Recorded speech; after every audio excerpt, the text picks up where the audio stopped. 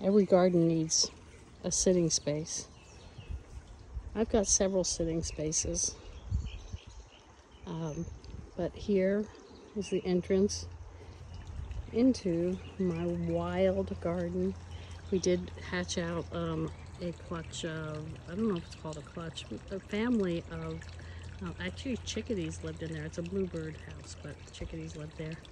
Here's my Mother's Day plant from my daughter Gretchen and John and the kids. And this is a green stock, which is I love it. These, you water it from the top and it trickles down through. And these are all separate. You can take them off of that. You can also buy a little thing that makes them go around. But if you have limited space, it's a great way to have a full garden in a small space. This pond was created before we lived here, and it's been through a lot of versions of itself. It does have some fish in its dirty algae water. It's not really dirty, it's just algae. And it's got a massive bullfrog and some other, oh, there's one of my fish.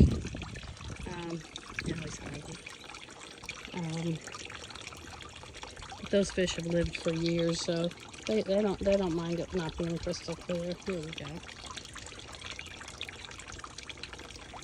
And I pulled out all of the perennials behind here this year, or most of them, and put in a bunch of things, mostly roses that I had propagated, and I'm growing them in pots, and we'll transplant them later.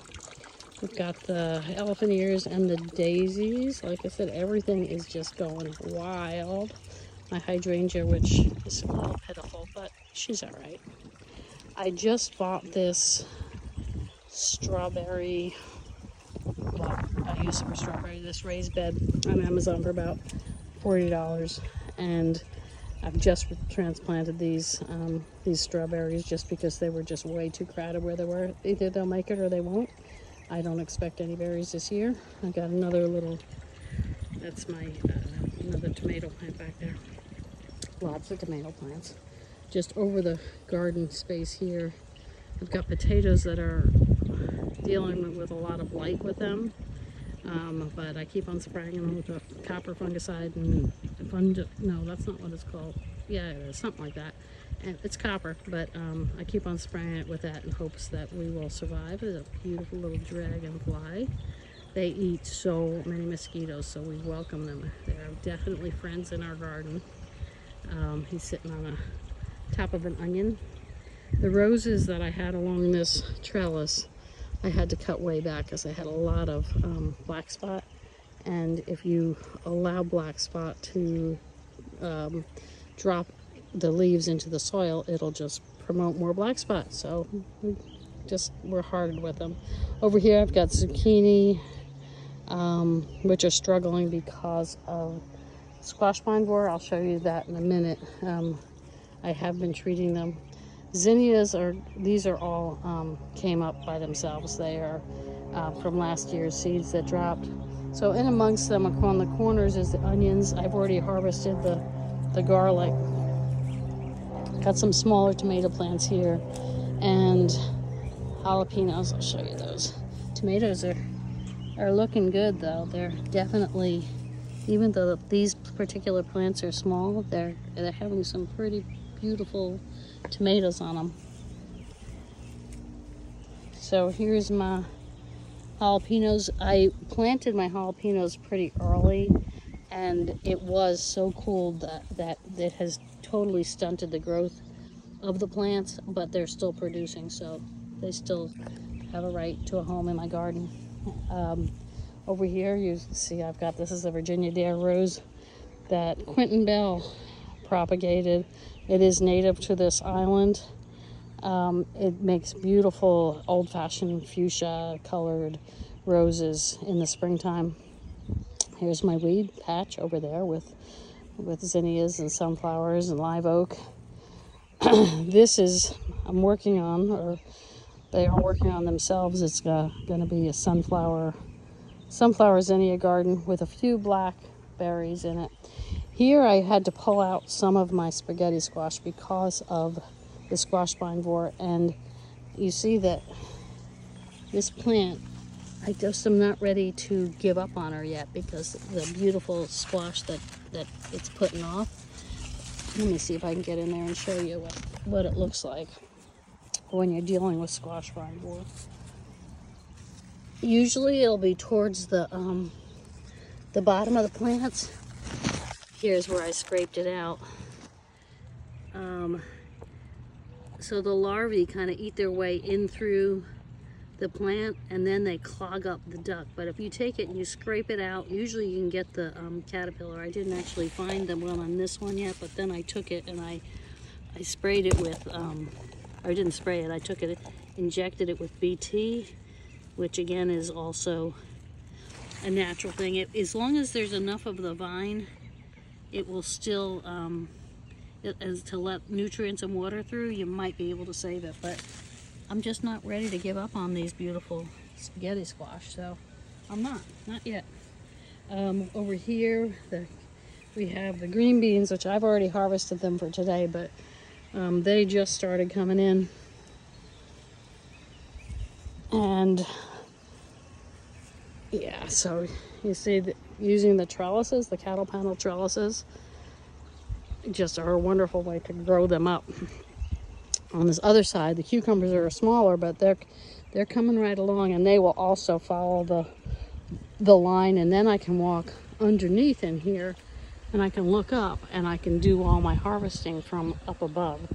Also has a lot less pest damage when you are doing it away from the ground like that. So my cucumbers, I got definitely, oh, there's one over there. I did eat one yesterday, but there's a lot of little babies on there. And then I have replanted, because when those plants get tired, we'll have a second generation coming up.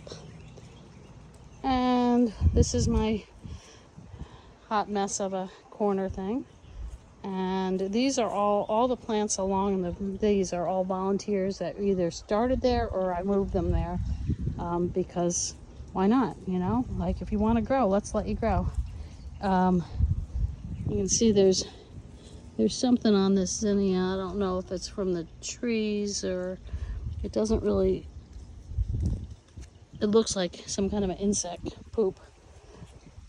And here's my girls. Hey girls, say hi. We got 4 new ones this year. This is our old one. She's about 3.5 years old, and her eggs are starting to be a little bit more compromised and fragile, so she might not have that long. Now, if you look at this guy, you think, oh my gosh, is that chicken dead? No, that chicken is doing what's called a dust bath. Because, chickens need places where they can go and they can dig and they can roll in the dirt. And when you first see it, it's like, oh my gosh, that's horrible, that chicken is dying. No, that chicken is having a great time. And say hi, you guys. Does anybody want to say hi? Go ahead, say hi. Let's see, let me look at them right now. That is Over Easy, Much Afraid. Barbara Ann's the one who's over there. It's her name is Bam, after my Aunt Bam.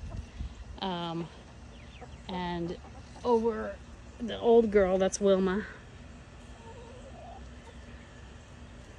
1, 2, 3, 4. Okay, they're all accounted for.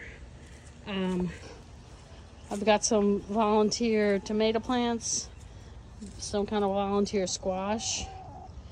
And then I have lavender here. Now this is great. This plant, I can't even know if I can get it in here. This is one plant here. See this? Goes back there, goes all the way around the side of the building. And I finally decided, yes, this is a pumpkin.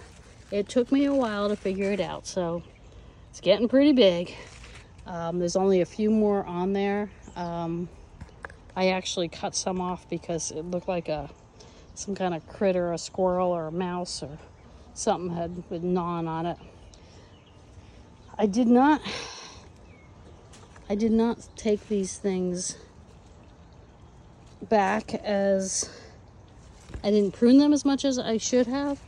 These are all This is a Roma tomato, which I use for cooking, and I don't like to have them this crowded, but I have pruned off the bottoms so that there could be airflow down there. You see what happens if you don't have enough airflow? You end up getting like that mess on the bottom, like it's from the splashback from the water. And this is another glorious mess. These are all volunteer zinnia plants, and again, they need to be you need to cut them. I need to cut like daily, because if I don't, they'll stop growing. And I did pull out some because they were crowding my tomato plants too much. And if you notice, I do have this one plant that keeps on threatening, like, will it live or won't it live? Should I just pull it out? Because it's got this little bit of wilt going on there. And sometimes it could mean it's stressed, but sometimes it could mean it's diseased, and I'm starting to think this one is diseased, which could affect the rest of the things. But I want it to go as long as possible because it has beautiful fruit on it. The tomatoes are really coming out nice. This is interesting. These Roma tomatoes, they are growing well, but the plant is very stunted, and I'm not sure why, but keep on growing, girl, you're fine. Lots of blueberries that are not yet ripe, but I have noticed that some of them, as they've darkened up, some of them are like drying out before they're ready to even be picked. And then again, here's my incredible wild zinnias. I mean, if you can see, I am about 5'2" or 3", and these things are probably up to my chin. And we've got some sweet peppers growing over here, some banana peppers. Marigolds are fabulous. Here's another volunteer squash plant. I don't know what it is yet. It hasn't produced any fruit yet, but we keep on waiting, and I've trained it to go up onto the trellis so that it doesn't have to be in my walkway. And guys, look at this. I mean, oops, I'm stuck. These are beautiful, amazing flowers, and I just love them. Dahlias. Some volunteer sunflowers, and isn't it fabulous? I mean, they make a whole huge amount of flowers with one. I pulled up the strawberries out of here, and that just has onions now.